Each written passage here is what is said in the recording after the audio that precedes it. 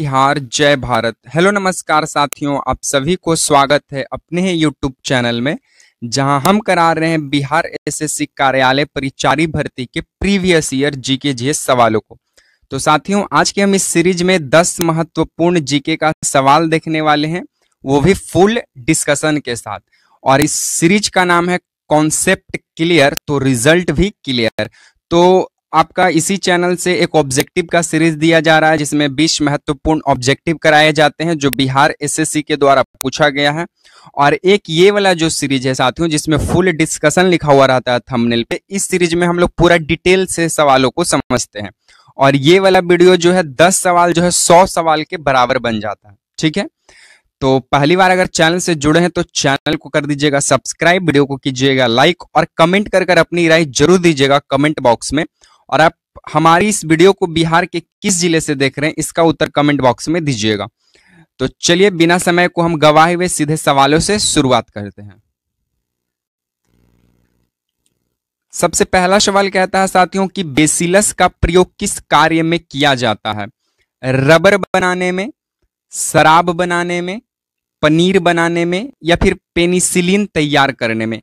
तो साथियों, इस प्रश्न का उत्तर आप लोग कमेंट बॉक्स में दीजिएगा। ठीक है, कि जो बेसिलस का है इसका प्रयोग हम लोग किस चीज में करते हैं। ठीक है, जिनका भी राइट आंसर होगा उनका नाम अगले वीडियो में अनाउंस किया जाएगा। चलिए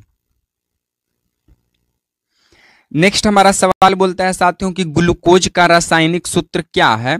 C6H6O, C6H12O6, या फिर CH4, या फिर CO2? तो साथियों, ग्लूकोज का रासायनिक सूत्र होता है C6H12O6, और ये रासायनिक सूत्र को इसी को बोलते हैं सकरा। सकरा बोले तो शुगर, सकरा बोले तो शुगर। ठीक है, तो चीनी का भी रासायनिक सूत्र क्या हो जाएगा? C6H12O6। ठीक है, उसके बाद CH4 की बात करें तो ये होता है मीथेन, और मीथेन का जो मीथेन गैस है, और मीथेन गैस का प्रयोग हम लोग मेनली CNG में करते हैं, यानी कंप्रेस्ड नेचुरल गैस में। CO2 कार्बन डाइऑक्साइड है जो हमारे शरीर से हानिकारक गैस के रूप में शरीर से बाहर निकलता है, हानिकारक के रूप में।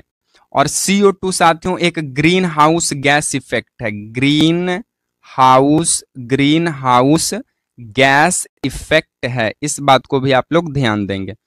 ठीक है, चलिए अब हम लोग इसका इंपॉर्टेंट की पॉइंट्स पर नजर डालते हैं थोड़ा।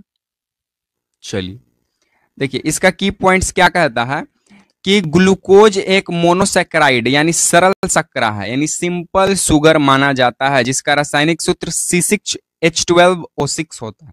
ठीक है, चलिए नेक्स्ट सवाल बोलता है साथियों कि डीजल इंजन की खोज किसने की थी? Rudolf Diesel, James Watt, Michael Faraday, या निकोला टेस्ला? तो साथियों, डीजल इंजन का खोज किए थे रूडोल्फ डीजल। तो इस प्रश्न का right answer option number A जो है वो सही जवाब हो जाएगा। ठीक है, चलिए जेम्स वाट जो है ये वाष्पित जो है इंजन का आविष्कार किए थे, वाष्पित इंजन का। ठीक है, जेम्स वाट। हम लोग अगर इसकी इंपॉर्टेंट की पॉइंट्स पर बात करें तो आपको पता चलेगा कि 1892 ईस्वी में रोडोल्फ डीजल ने डीजल इंजन का क्या किया साथियों? आविष्कार किया। ठीक है, चलिए नेक्स्ट सवाल बोलता है कि विद्युत धारा की इकाई क्या है? वोल्ट, ओम, एम्पियर, या जूल? तो विद्युत धारा का इकाई है साथियों एम्पियर। क्या है? एम्पियर। ओम किसकी इकाई है? तो ओम जो है प्रतिरोध का है, प्रतिरोध का। ठीक है, वोल्ट किसका है? तब वोल्ट है विभव और विभवांतर का, विभव और विभवांतर का यूनिट क्या है? वोल्ट है। ठीक है, जूल किसका यूनिट है? इसका उत्तर आप लोग कमेंट बॉक्स में दीजिएगा कि जूल जो है ये किसकी इकाई होती है। ठीक है, बाकी चलिए हम लोग इसका इंपॉर्टेंस और की पॉइंट्स पर चर्चा करते हैं।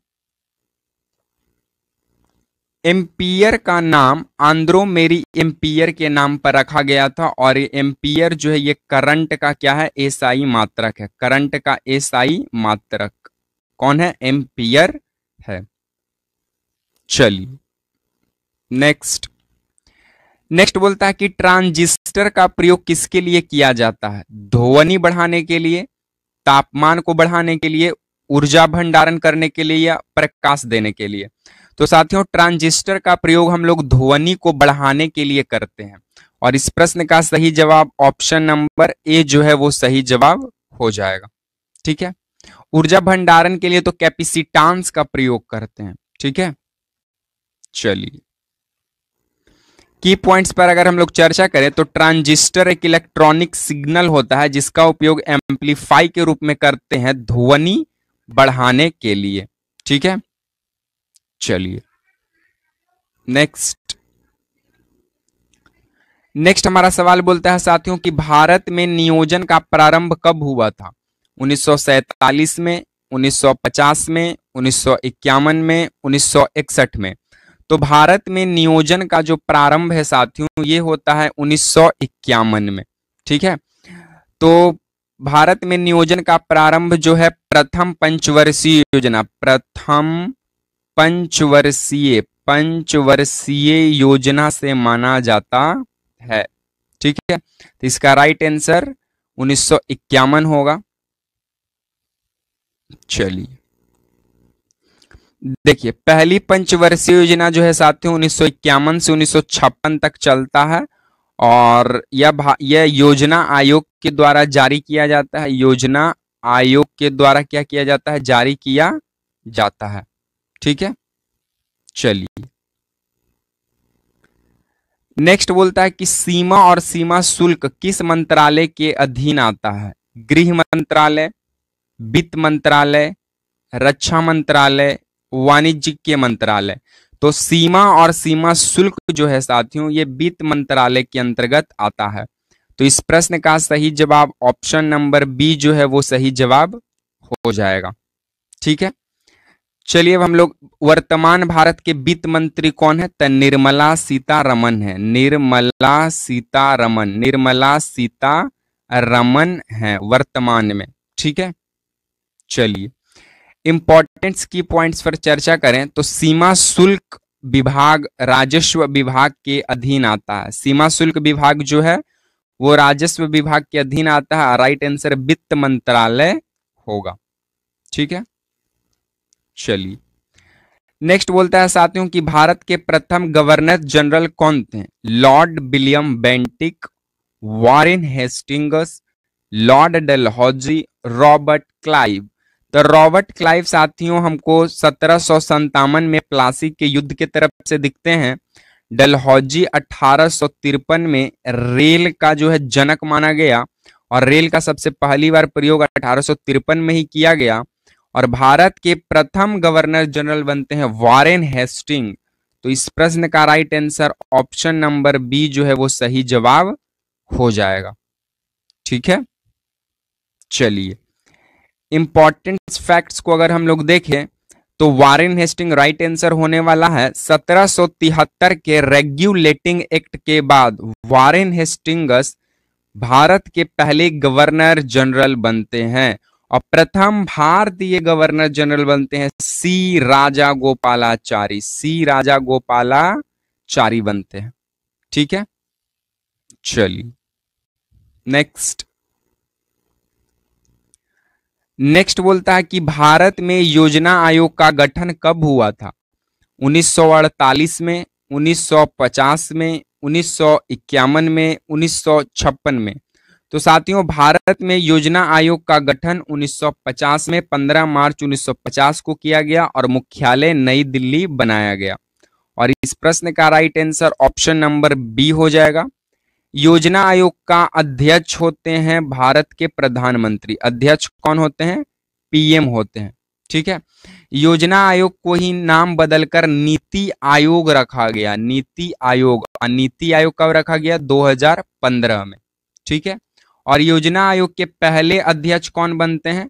तो पीटी नेहरू बनते हैं। पीटी नेहरू बनते हैं। ठीक है, चलिए नेक्स्ट योजना आयोग का गठन 1950 में किया गया प्रधानमंत्री के द्वारा। जवाहरलाल नेहरू ने इसकी क्या की थी? अध्यक्षता की थी। पहला पंचवर्षीय योजना का जो अध्यक्ष किसे बनाया गया? पंडित जवाहरलाल नेहरू को, क्योंकि अध्यक्ष तो पीएम ही होते हैं, तो जो फर्स्ट होगा वो फर्स्ट पीएम होगा। ठीक है, चलिए हमारा अंतिम सवाल कहता है साथियों कि HCl अम्ल का प्रयोग किसमें किया जाता है? दवा बनाने में, प्लास्टिक बनाने में, धातुओं की सफाई में, या विस्फोटक बनाने में? तो साथियों HCl का मतलब होता है हाइड्रोक्लोरिक अम्ल, और इसका प्रयोग हम लोग धातुओं को सफाई करने में करते हैं। और इस प्रश्न का right answer option number C जो है वो सही जवाब हो जाएगा। HCl अम्ल हमारा उदर में पाया जाता है, उदर बोले तो पेट में पाया जाता है। ठीक है, जिसका pH मान 2.2 से भी कम होता है। HCl का काम होता है कि भोजन के साथ आए जीवाणुओं को क्या करना? मारना। ठीक है, ये HCl का काम होता है। ठीक है, चलिए बाकी साथियों आज को हम वीडियो को यहीं पे विराम देंगे। वीडियो पसंद आया हो तो वीडियो को लाइक करें, वीडियो को शेयर करें एंड चैनल को सब्सक्राइब करना मत भूलिएगा। आपको प्रतिदिन इसी चैनल से बिहार एसएससी का 2 सेट दिया जाएगा, पहला ऑब्जेक्टिव, दूसरा फुल डिस्कशन वाला। तो आप दोनों वीडियो को जरूर से जरूर देखें। ठीक है, इसी तरह के सीरीज के साथ आपसे मिलेंगे नेक्स्ट वीडियो में। तब तक के लिए आप तमाम साथियों को जय हिंद, वंदे मातरम।